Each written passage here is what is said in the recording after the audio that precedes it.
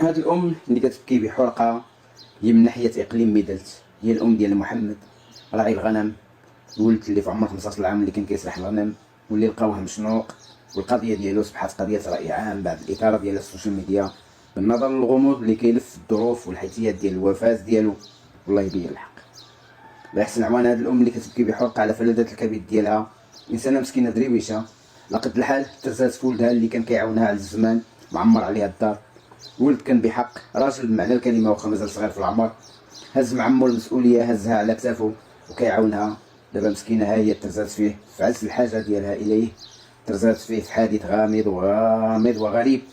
الولد لقاوه مشنوق في واحد البلاصه خاويه، ديك البلاصه كاينه في الجماعه ديال اغبال واسردان في اقليم ميدلت. هادشي وقع تقريبا هذه 2 سيمانات، لكن القضيه ديالو القضيه ديال الوفاه ديال محمد عاد تحيات من جديد بعد الاثاره ديالها في السوشيال ميديا، بعد ما تم التداول ديال واحد الصوره ديالو وهذا الفيديو ديال الام، الفيديو الامانه اللي صورته شوف تي في. القضيه عاد تسلط عليها الضوء، وقضيه غريبه كما الغموض اللي ديال الجثه اللي لقاوها في وضعيه ما مفهوماش، وتستدعي تعميق البحث للوقوف على الحقيقه ديال الوفاه. الصوره اللي تسربت من مكان الحادث كتبين الطفل محمد الله يرحمه ويوسع عليه ويصبر مويته وعائلته، كتبينو جالس على ركابه، الحبل معلق في 2 اغصان مشدودين مع بعضياتهم، والراس مدلي كأن الزمن توقف في لحظة. الصورة تثير الشكوك ومصدر الشك والغرابة. واش اللي يخلي الانسان يشك بزاف هو ان اليدين ما مربوطينش، يعني ما كاين ما داروا حتى حركه، والطريقه باش داير الحبل على الراس كتبان سهل باللي الواحد يتخلص منه. هادشي خلى بزاف ديال الناس مواقع التواصل الاجتماعي كيتسائلوا باستغراب حول مدى منطقيه فرضيه ديال الانتحار ديال محمد الله يرحمه. المحيط فين لقاو الجثه كيبين او كيبان بسيط في الظاهر ديالو، لكن ملي كتامل فيه كيولي بحال شي لغز مرعب.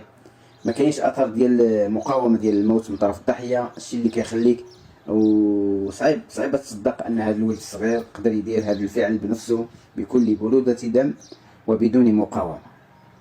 شنو هذا الانتحار اللي ما فيه لا تعذيب لا مقاومه؟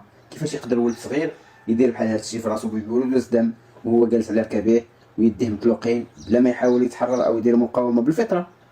الانسان اللي كتجيه الموت ولا كيحس على الاقل يخلص راسو في اللحظه اللي حس فيها بالاختناق والروح ديالو طالعه.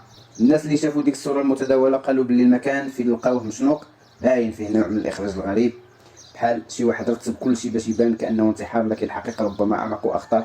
وهذا الشيء اللي غادي يكشفوا البحث الحديث، وحنا ولا الاسره ما كيتهموا حتى شي حد. الاسره كتمنى المجرى ديال الملف والبحث يمشي في شكله الطبيعي ويبان تبان الحقيقه ديال الوفاه ديال محمد الله يرحمه. المهم مصالح الامنيه دخلت على الخط وفتحت التحقيق، والجثه تنقلات لمستودع الاموات لامورك باش تشرح بناء على امر النيابه العامه المختصه والبحث.